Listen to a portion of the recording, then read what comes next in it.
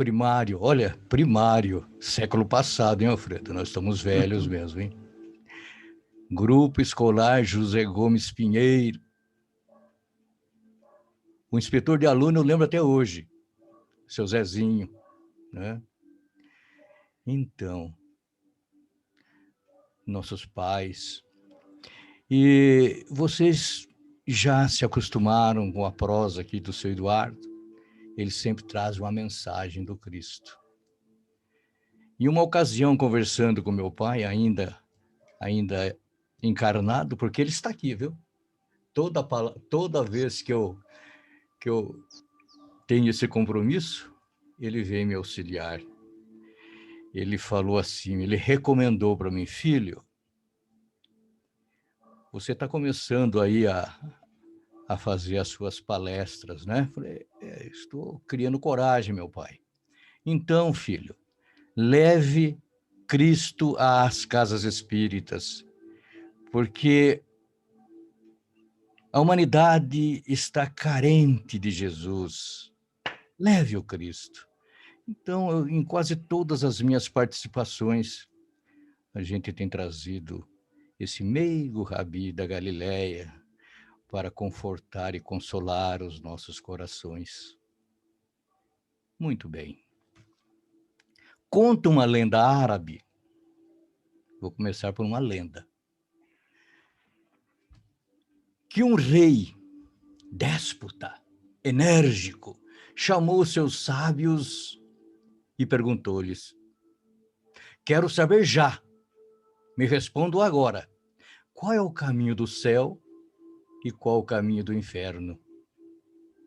E eles não souberam responder, mas disseram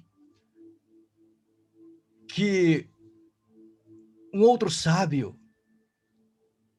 num reino distante, conhecia a resposta. O rei reuniu a comitiva e partiu à procura daquele reino até o encontrar. E aí descobriu que o sábio vivia numa casa nas montanhas. E lá chegando, ele mesmo abriu a porta e, sem ser anunciado, chega para o sábio e diz: eu venho de longe, caminhei muitos dias, e não posso perder meu tempo. Diga-me agora, qual é o caminho do céu e qual o caminho do inferno? O sábio, olhando, dá-nos a impressão de cima para baixo, de baixo para cima, né? Fazendo aquela pesquisa ali, né? Perguntou-lhe: quem é você?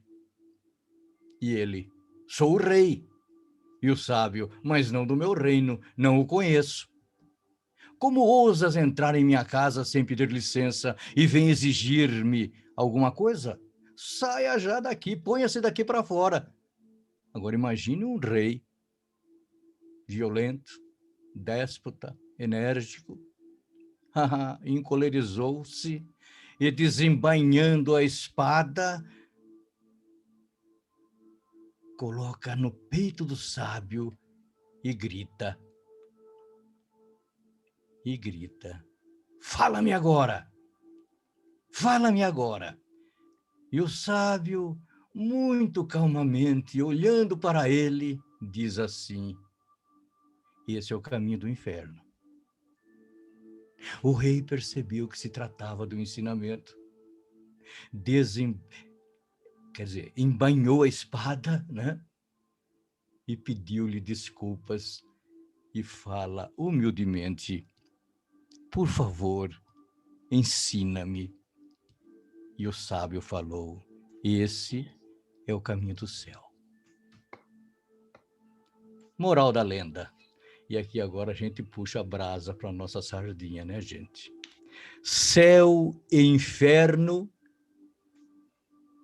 não são lugares geograficamente localizados, e sim estados conscienciais de espíritos e almas, obedecendo sempre às suas escolhas, ou melhor, as nossas escolhas.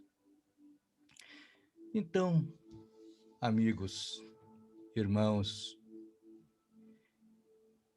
esse é o tema do Evangelho de hoje, brandos e pacíficos, que nos mostra claramente como deveremos proceder para encontrar o caminho do céu e nos livrarmos dos tormentos que nos levam para o inferno.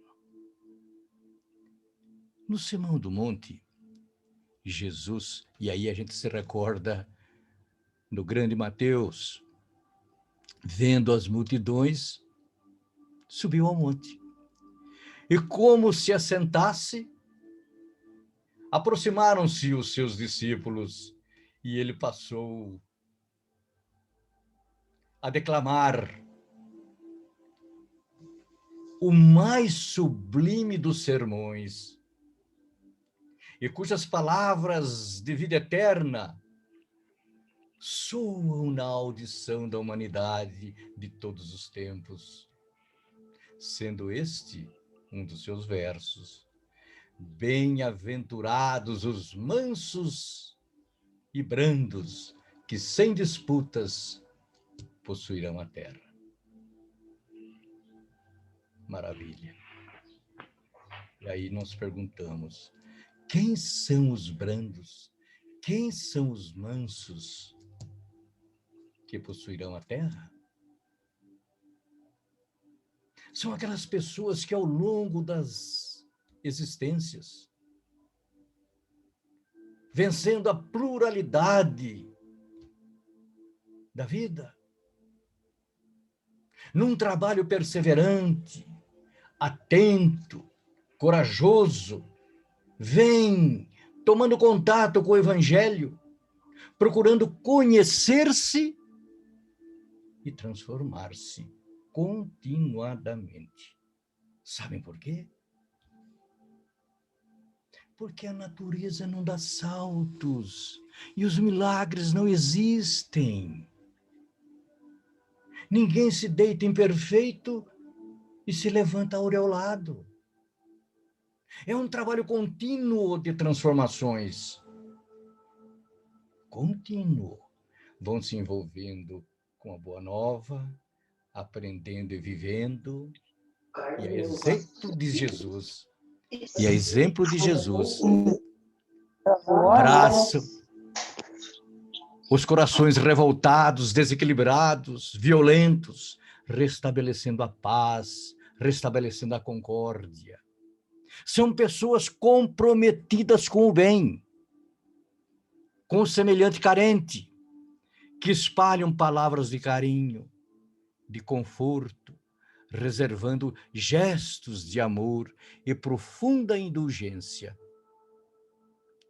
de maneira a enaltecer virtudes, jamais destacar defeitos dos semelhantes. Agora,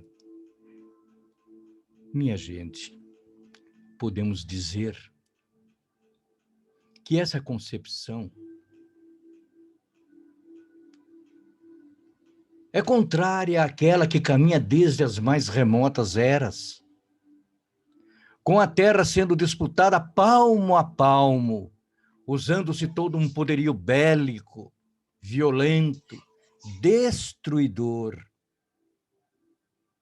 patrocinado por Gengis Khan, Alexandre Magno, Tamerlão, Ciro, Átila, Alarico, Napoleão, Hitler e outros anônimos por aí.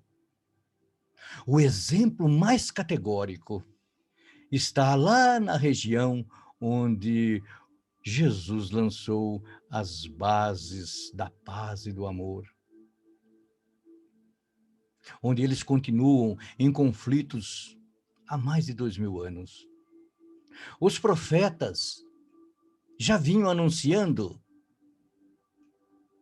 a chegada de um libertador. Um libertador. E eles esperavam um libertador. Eles esperavam um comandante militar, armado até os dentes, podemos assim se referir, e à frente de um exército muito bem preparado para libertá-los da servidão, do domínio dos povos estrangeiros e que alargassem as suas áreas territoriais. E ele chegou. O libertador chegou.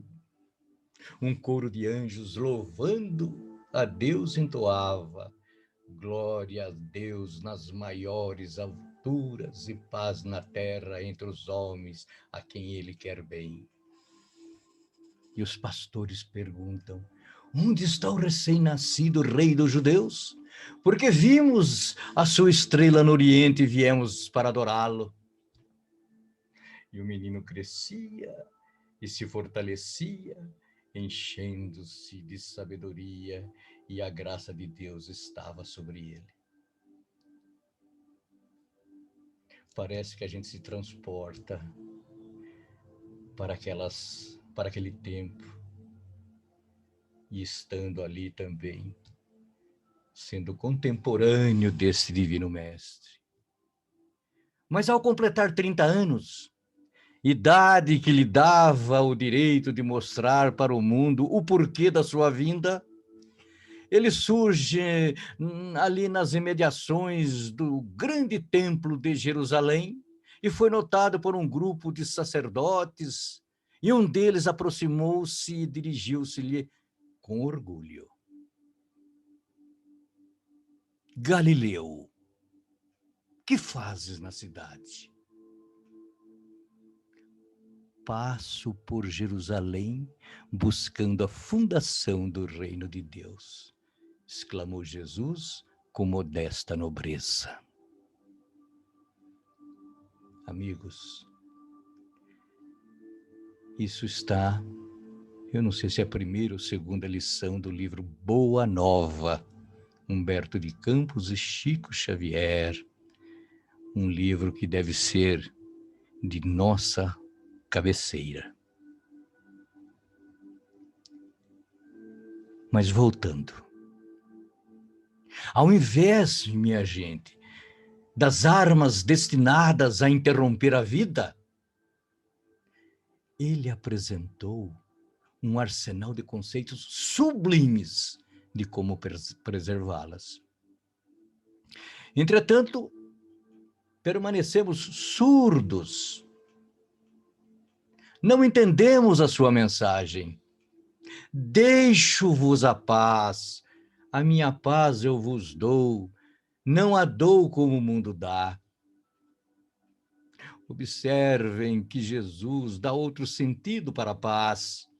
Se ele diz que não nos dá a paz do mundo, é porque a paz não decorre das condições do mundo, e sim das nossas maneiras, dos nossos comportamentos, dos nossos jeitos de enfrentar os conflitos e problemas com inteligência, serenidade, controle e bom senso.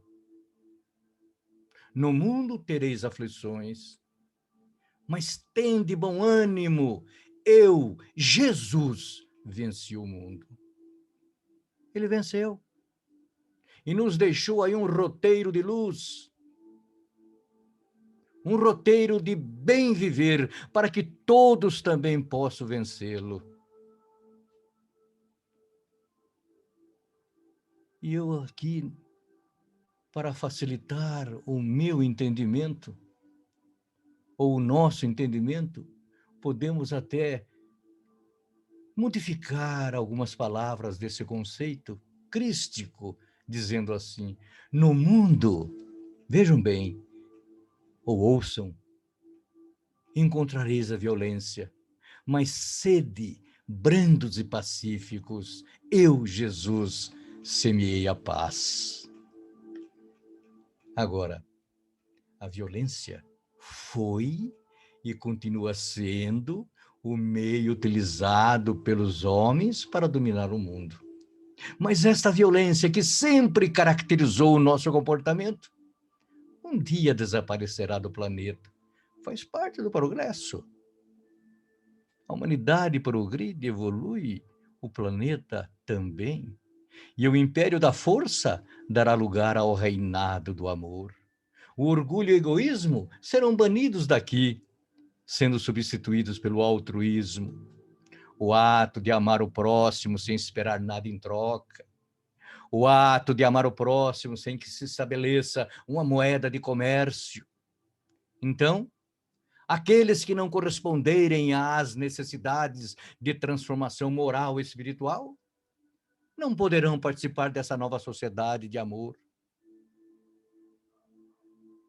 Poderão, quem sabe, quem conhece os meandros da justiça divina. Por isso que eu digo, poderão sofrer um processo de expurgo, semelhante ao que foi aplicado aos espíritos que estavam perturbando a evolução do planeta Capela. Um livro que foi escrito aí por Edgar Armond, Os Exilados de Capela. A terra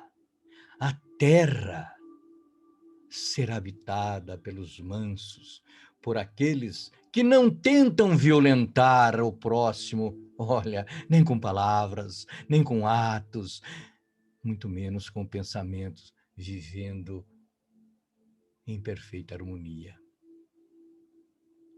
Agora, quanto aos pacificadores, que também está lá no sermão, o Evangelho destaca que serão chamados filhos de Deus. E recordando um amigo palestrante, infelizmente sumiu o nome dele da minha cabeça agora. Não consigo lembrar. Ele diz assim: pacífico e pacificador são dois tipos de comportamento. Olha que coisa interessante. O primeiro não revida a ofensa. O segundo vai mais além e promove a paz.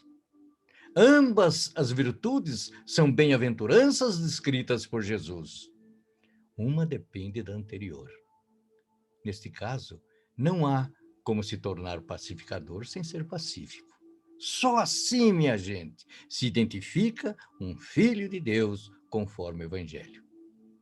E nós temos em Jesus o maior exemplo, o guia e modelo apresentado por Deus para a humanidade. Ele é o príncipe da paz, é o referencial para toda a humanidade, para todo aquele que deseja ser um candidato a pacificador, propagando a paz em todos os lugares em que se encontre.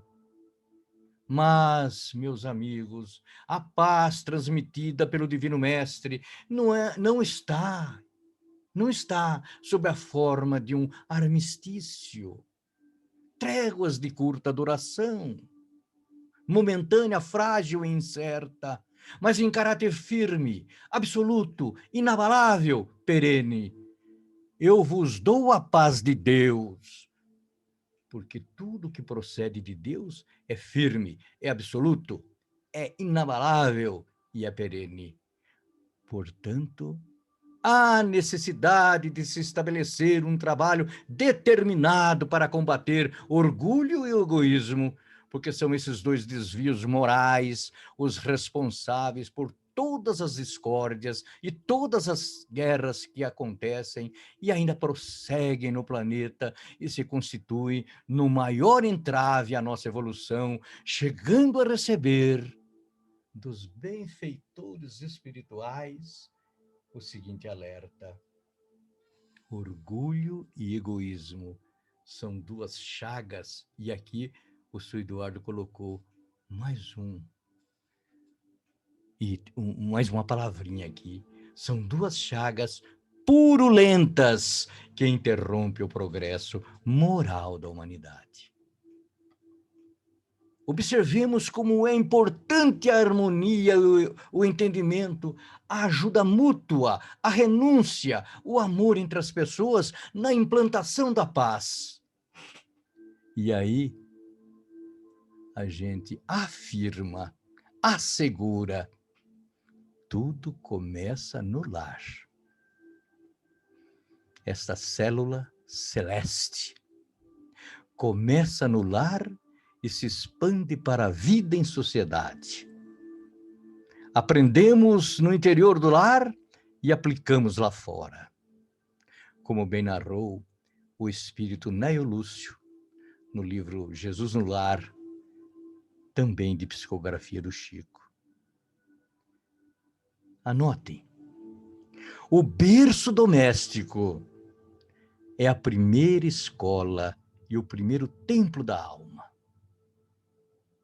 A casa do homem é a legítima exportadora de caracteres para a vida comum. Esse mestre é divino. A casa do homem é a legítima exportadora de caracteres para a vida comum. É como eu disse agora, o que nós aprendemos em casa, aplicamos lá fora. Alfredo, você se lembra? Esther Mori, nossa primeira professora. Que mãe, não? Eu estou emocionado. Que mãe. Ela dava também educação para nós, mas ela dizia, isso você traz do berço. Aqui, a dona Esther vai ensiná-los a ler e a escrever. A casa do homem é a legítima exportadora de caracteres para a vida comum. E o mestre continua. E Neo Lúcio divulgando, a paz do mundo começa sob as telhas a que nos acolhemos. Se não aprendemos a viver em paz entre quatro paredes, como aguardar a harmonia das nações? Se não nos habituamos a amar o irmão mais próximo, associado à nossa luta de cada dia, como irmãos, respeitar o eterno Pai, que nos parece distante. E ele prossegue com os seus ensinamentos, ensinando que o único caminho para a paz no mundo é a pacificação entre as pessoas. E como fazê-la? Obedecendo à lei de amor, tratando a todos, olha, com fraternidade, brandura, moderação, mansuetude, afabilidade, paciência, respeito. Eduardo, isso é outro mundo. Não. É como a Marli falou, é o nosso planeta maravilhoso. É essa escola que está fazendo a gente adquirir todas essas virtudes. E no capítulo 11 do Evangelho segundo o Espiritismo, amar o próximo como a si mesmo, lá naquela parte que o Kardec destaca as instruções dos Espíritos, podemos encontrar lá nos itens 8, 9 e 10, 3 mensagens relativas à lei do amor. A primeira é de Lázaro, e ele diz assim, vou ler aqui, o amor resume inteiramente a doutrina de Jesus, porque o amor é sentimento por excelência. A segunda vem de Fenelon. O amor é de essência divina, e desde o primeiro até o último, possuis no fundo do coração a chama desse fogo eterno, desse fogo sagrado. E a terceira é de Sansão. Amar, no sentido profundo da palavra, é ser leal, probo, consciencioso, para fazer aos outros o que quereria para si mesmo. Lei de amor. Lei que vai proporcionar a transição do nosso planeta. Fica como lição de casa, viu? O estudo completo dessas 3 comunicações importantes. Capítulo 11, itens 8, 9 e 10. E ainda do Evangelho, lembrando uma outra mensagem só que é no capítulo 12, item 11. Bispo de Argel, Adolfo, falando sobre o duelo. É interessante, muito interessante. Enquanto uma gota de sangue humano correr sobre a terra pelas mãos dos homens, o verdadeiro reino de Deus não terá ainda aí chegado. Esse reino de pacificação e de amor que deve banir para todo sempre do vosso planeta a animosidade, a discórdia e a guerra.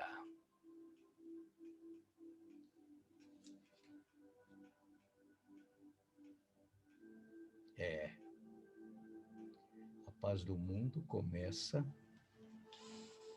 no instituto doméstico, entre nós. E a gente aprende na doutrina que o grupo doméstico não é feito de almas gêmeas, não. O lar é uma escola que vai nos ensinar a vencer, a reparar tudo aquilo que a gente vem trazendo de patrimônio, de maus pendores e más tendências, né? Então, nós chegamos à conclusão que enquanto tudo isto não acontecer, os conflitos no recinto doméstico, como no campo social, haverão de subsistir, minha gente, tornando-se paliativo todos os recursos que se empreguem para eliminá-los e que os seguidores do Cristo devem dar-se a conhecer por muito se amarem e pelos esforços que fizerem em favor da paz. Deixa eu tomar hidratar um pouquinho a goela. Nesse ponto, eu gostaria de mencionar um trabalho maravilhoso da benfeitora espiritual Amélia Rodrigues, que de maneira, olha, é uma maneira muito especial, muito radiante, um trabalho esplendoroso, em que ela narra as passagens do Evangelho de Jesus em seus livros psicografados pelo Divaldo. E eu considero leitura obrigatória a todo aquele que deseja inteirar-se mais a miúde dos ensinamentos, dos exemplos, dos feitos do nosso querido mestre. E ela afirma lá numa das suas páginas que cada palavra saída dos lábios divinos de Jesus compõe uma melodia cujos acordes são feitos em luz. E eu vou recordar aqui uma lição que se encontra no livro Quando Voltar à Primavera, do nome ao nosso tema de hoje, Brandos e Pacíficos. E ela descreve emocionante diálogo entre Simão Pedro e Jesus, que se encaixa perfeitamente em nossa conversa. Diálogo acontecido há mais de 2000 anos, mas que continua vivo e orientando as criaturas da atualidade. Vocês vão perceber que os problemas enfrentados pelo Pedro são os mesmos que nós enfrentamos hoje, há mais de 2000 anos. E ela conta desta maneira. Após o jantar, o mestre convida o apóstolo para dirigir-se até as praias do lago. E aqui a gente sabe que Jesus, numa ocasião, disse: as raposas têm seus covis, as aves do céu seus ninhos, mas o filho do homem não tem onde reclinar a cabeça. Mas ele ficou grande parte do seu tempo ali na casa do Simão Pedro. As praias do Tiberíades, o lago Genezaré, foram, porque é o mesmo local, foi palco de grandes manifestações, grandes feitos do Divino Mestre. Então, ele estava ali na casa do Simão e, após jantar, ele falou assim: Pedro, vamos até a praia. E no caminho, observando um ar de tristeza no semblante do afeiçoado apóstolo e procurando confortá-lo, Jesus iniciou esta prosa consoladora. Alfredo, eu falo Alfredo, mas eu estendo a todos vocês. Eu Alfredo porque a gente tem aí um grau de amizade muito grande. Alfredo, nós que fazemos atendimento fraterno, você já imaginou você, Jesus te atendendo num atendimento fraterno, Alfredo? A gente faz com tanto carinho. Você já imaginou estar na presença de Jesus? Ouçam como que ele inicia o atendimento com o Pedro. Pedro, que aflição mancha a serenidade da tua face, encobrindo-a com o véu de singular tristeza. Que pergunta! Que pergunta! Eu não tenho dúvidas, minha gente. Ele já sabia as razões daquela tristeza. Mas para deixar uma lição para a posteridade, ele entabulou aquele diálogo com o discípulo amado. Percebam o carinho, o afeto de Jesus, oferecendo o ombro, o divino ombro, para que o desalentado companheiro pudesse ali desabafar suas profundas aflições. Jesus, há mais de 2000 anos, já lançava as bases do atendimento fraterno, executado nas casas espíritas. O que é o atendimento fraterno? É aquele concurso espontâneo entre o que doa amor e o que chega sedento para receber amor.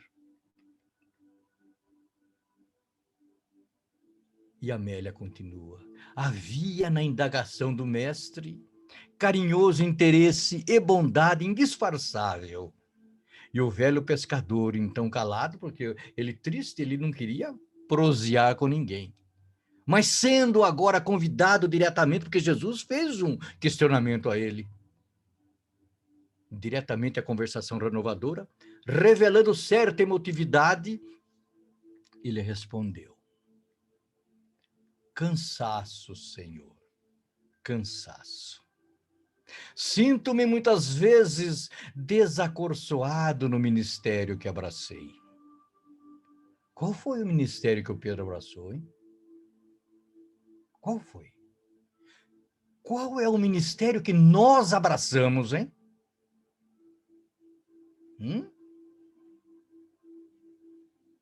Não fosse por ti, não conseguiu concluir a frase. Lágrimas abundantes deslizam pela face e embargam sua voz. Fez-se curto silêncio e, vencendo aquela emoção inicial, prosseguiu. É verdade, Senhor, que devemos perdoar todas as ofensas.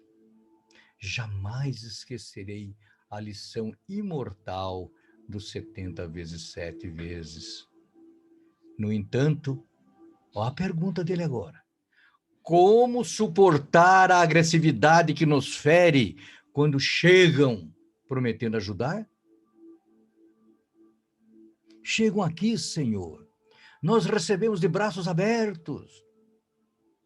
Doamos tudo que nós podemos a eles. E, de repente, eles nos ferem. Anote aí. O divino benfeitor aconselhou, guardando a paz no coração. Quando chegam prometendo ajudar e nos ferem, Pedro, guardando a paz no coração. O que é ter paz? Dizem que é aquele sentimento do dever retamente cumprido. Eu até concordo. Porque quando você tem o dever retamente cumprido, você põe a sua cabeça no travesseiro e fica em paz. Agora, o discípulo do Evangelho. Quem é o discípulo do Evangelho? Ou quem são os discípulos do Evangelho? Então, esse discípulo tem a certeza que a sua existência é uma bênção de Deus, incentivando-o ao progresso moral. E eu li um tempo aí esse conceito que ficou bem gravado aqui. A vida é o bem maior que se recebe das mãos de Deus para a glória da imortalidade. Olha só. E este aluno carregará consigo, na sua cintura, um cantil moral. Todos nós temos um cantil moral na cintura, com água viva, para saciar a sede do semelhante sedento de amor, de compreensão, e o mais importante também, apagar o fogo da discórdia, eliminando sem questionamento e no nascedouro a combustão, restabelecendo a harmonia no ambiente. Voltando a Amélia. E Simão diz: todavia, como conservar a paz estando rodeado pela hipocrisia de uns? Olha o Pedro, pela suspeita obstinada de outros, e sob o olhar severo de pessoas que sabemos em pior situação do que a nossa? Senhor, desde que nasci eu estou aqui, às margens do Tiberíades. Eu conheço todas essa gente, Senhor. Agora chegam aqui, não conhecem nada e já está querendo dar ordens, agredindo. Continue anotando aí. Pedro, mantendo a brandura no julgamento. Você vai conservar a paz, mantendo a brandura no julgamento. Não julgueis para não serdes julgados, pois com o critério com que julgardes, sereis julgados. Isso é axioma. Isso é lei. Somos hábeis juristas. Se tiver algum advogado aí, me perdoe. Somos hábeis juristas a examinar com rigor os processos alheios. Entretanto, brandos quando se referem ao nosso fórum íntimo.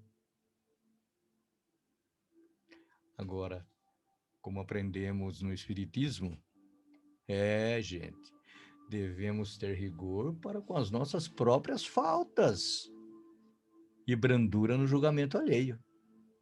Mas Pedro continua. Porque Pedro batia de frente com Jesus. Batia. Concordo, Senhor, que a mansuetude é medicamento eficaz. Entretanto, não seria de esperarmos que os companheiros afeiçoados à luz nova também a exercitassem por sua vez? Está preocupado, Pedro. Quando a dúvida sobre nossas atitudes parte de estranhos,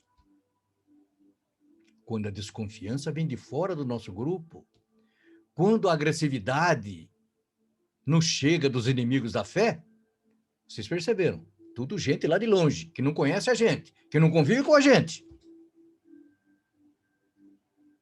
Podemos até manter a brandura e a paz. Mas, Senhor, sofrer as dificuldades apresentadas por aqueles que nos diz amar. Que ingratidão, Senhor! Tomando parte no banquete do Evangelho.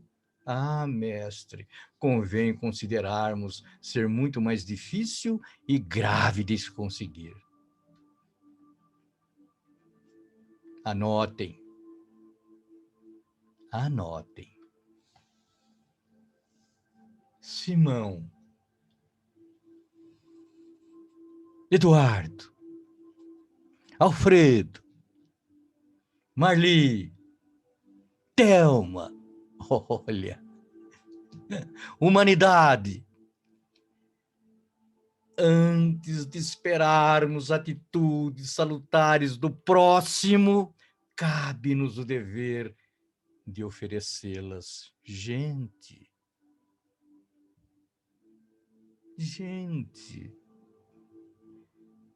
tem segredo nesta mensagem, ou nessa colocação, ou nesse conceito de Jesus? Lá atrás eu falei do orgulho e do egoísmo. Interrompe o nosso progresso. Cabe-nos o dever de oferecê-las. E ele continua. Por quê? Alguém seja um enfermo, obstinado e teimoso no erro. Tem gente que não quer sair. Tem gente que está bem. Tem encarnado e tem desencarnados. A gente que faz as nossas reuniões mediúnicas, espíritos que estão sofrendo, mas eu quero ficar lá. Mas meu irmão, não. Então, alguém que seja enfermo, um enfermo obstinado, teimoso no erro, impedindo que a luz renovadora do bem o penetre e o sare, não nos podemos permitir o seu contágio danoso. Por que será que Jesus disse isso? Porque se a gente for contagiado com isso, não teremos equilíbrio nem controle emocional para serenar os ânimos exaltados. E ao invés de nos tornar aquele elemento apaziguador do grupo, o que a gente vai fazer? Nós vamos contribuir para a derrocada. Aí pega fogo mesmo. E o mestre continua. Agora ele vai falar da ingratidão. Certamente, dói-nos mais a impiedade de julgamento que parte do amigo e fere mais a descortesia de quem nos é conhecido. Ah, esse nem sabe como a gente trabalha aqui, nem me atingiu. Ah, mas se é um cara que está ali, uma pessoa que está ali no dia a dia e chama atenção, né? E como que vai me chamar atenção? Chegou ontem aqui, já está querendo dar ordem? Né? Mas o mestre continua. Ignoramos, porém, o seu grau de padecimento interior e a sua situação tormentosa. Isso serve para nós agora. Nós não temos essa característica, esse dom de penetrar o semelhante e vislumbrar ali o seu grau de padecimento interior. Gente, de repente chega no serviço, ou encontramos pela rua, seja lá onde for, o copo está cheio.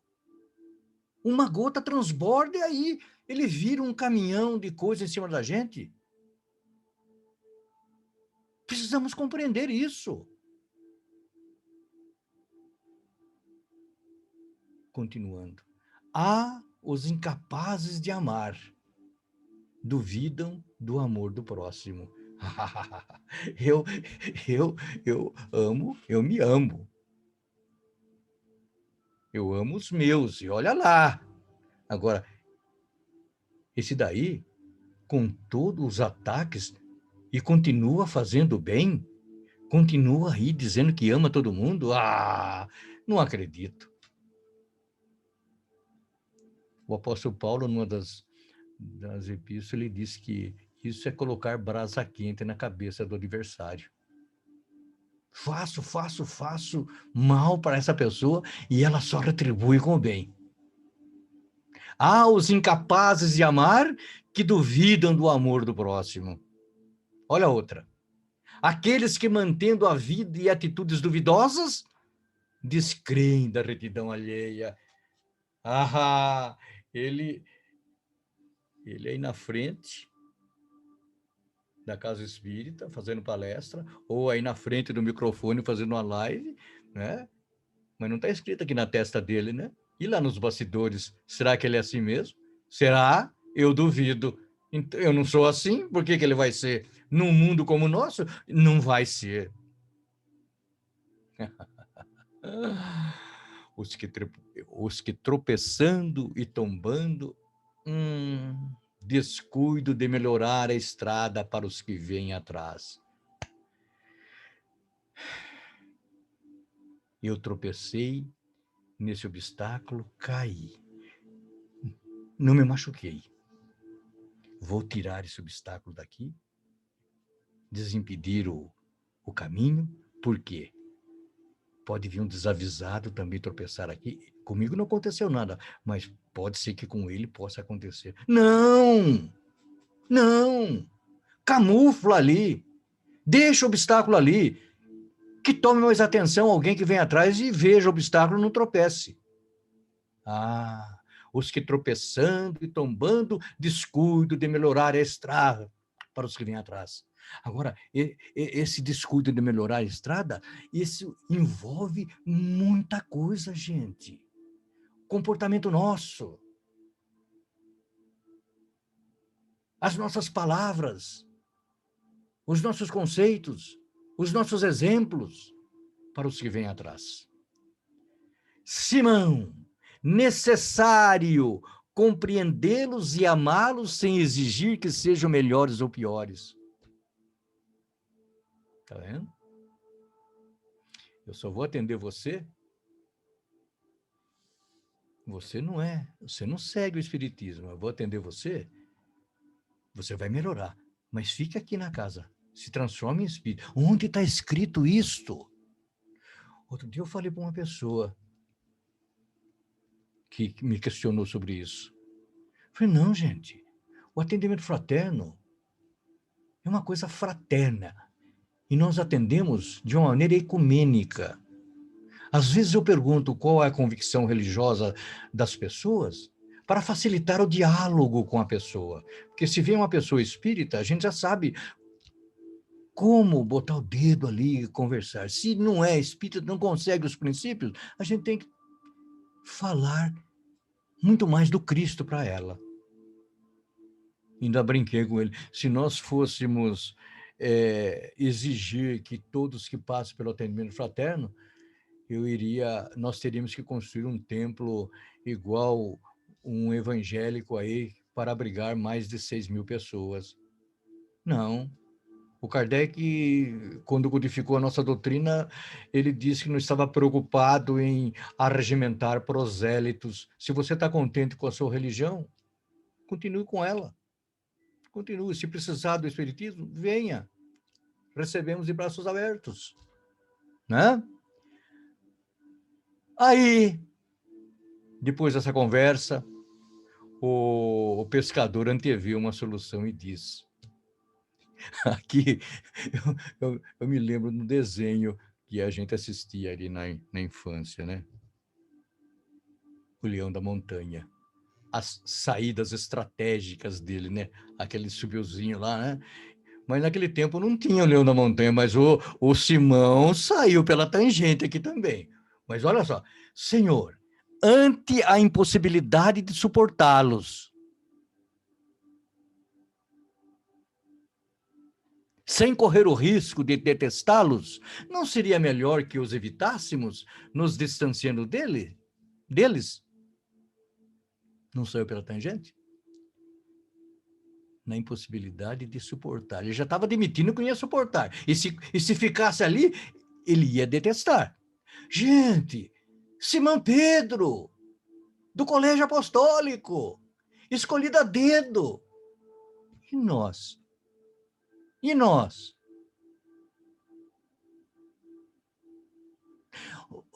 Olha, tem uma palestrante lá da Paraíba, Denise, esqueci o sobrenome dela, especialista em Pedro, porque eu entrei em contato dias atrás com ela, rogando, porque a agenda dela é para ela fazer uma live para nós, e graças a Deus consegui. Mas ela falando de Pedro, que poucos falam de Pedro. Literatura pouca tem a respeito de Pedro, a não ser ali os 4 evangelhos, os Atos, né? Algum livro com pouca anotação. E ela disse o seguinte: nenhum médium aqui está à altura para psicografar alguma coisa do Pedro. A elevação do Pedro, ele está num patamar elevadíssimo. Mas naquele momento, o Pedro estava ali no dia a dia dele. E parece que Jesus agora, no começo era o Pedro que estava chorando, né? Mas parece que quem vai chorar agora é Jesus. Não, Simão.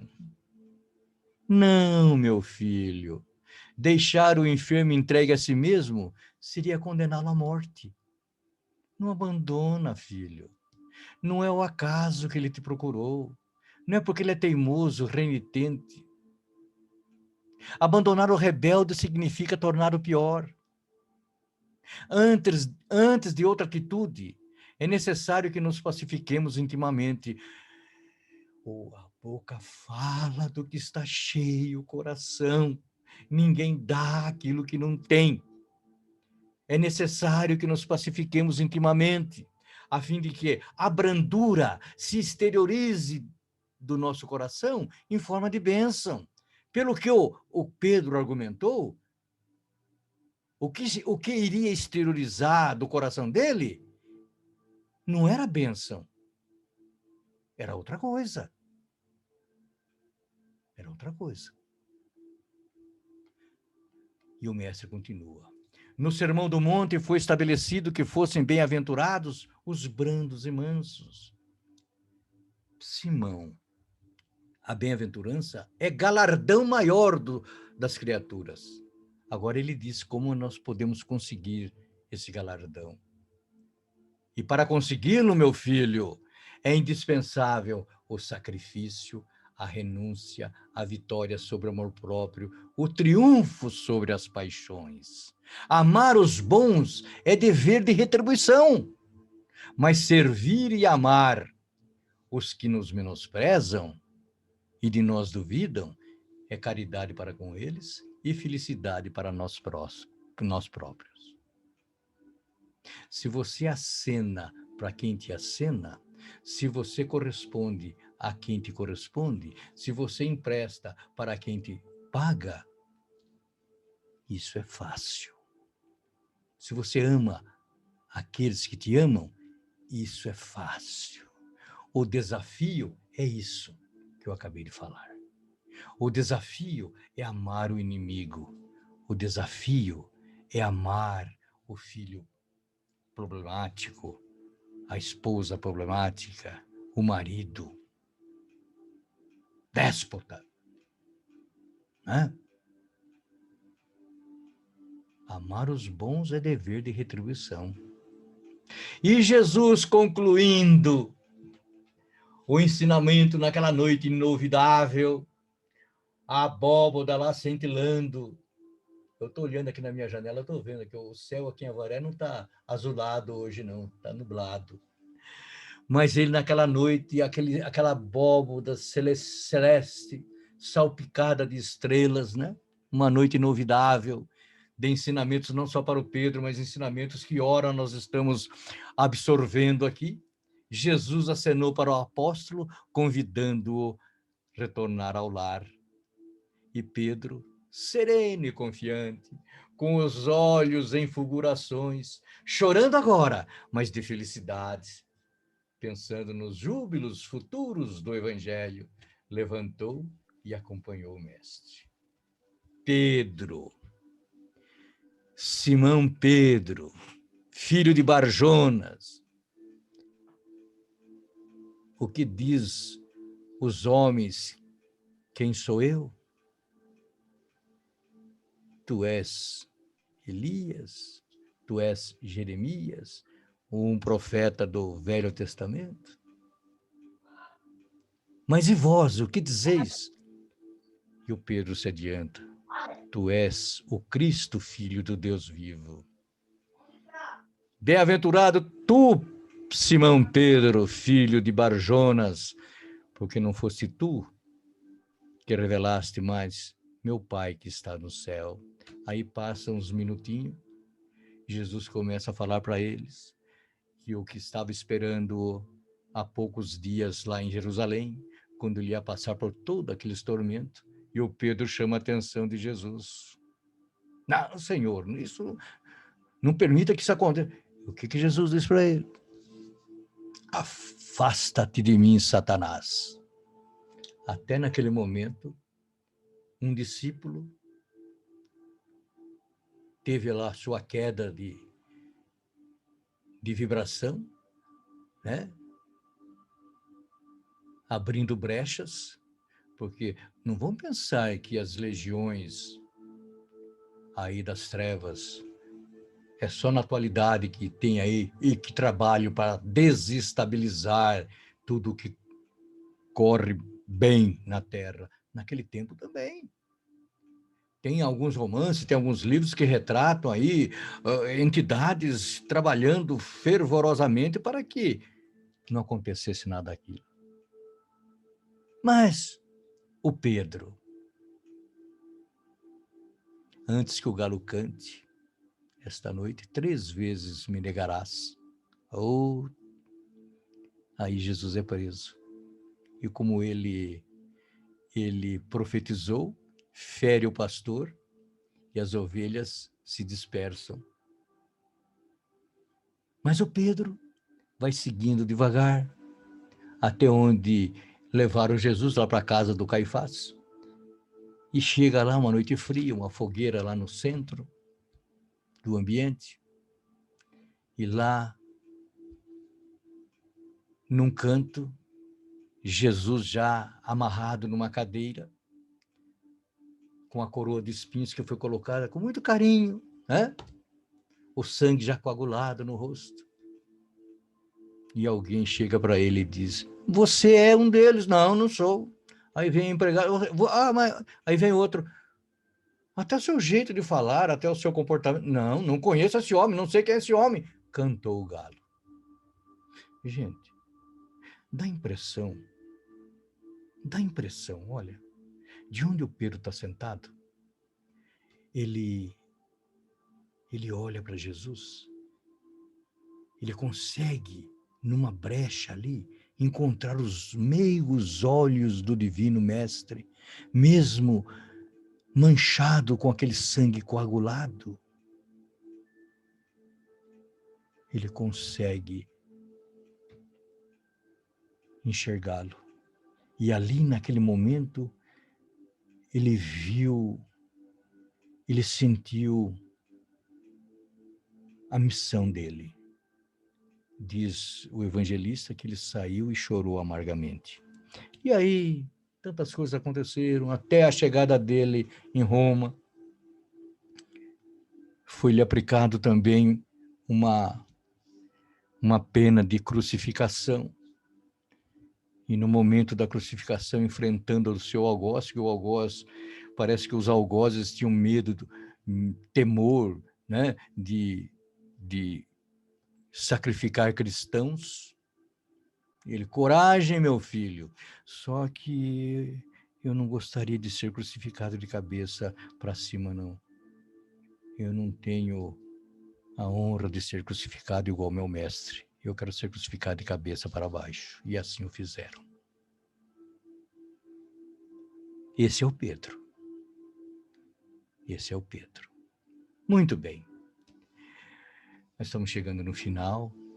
Sejam nossas palavras, minha gente, nossos atos e pensamentos, contribuições aí constantes no sentido de erradicar, eliminar do comportamento humano, mas começando por nós mesmos, orgulho e egoísmo, mágoa e inveja, ódio e vingança, e todo e qualquer espírito de contenda,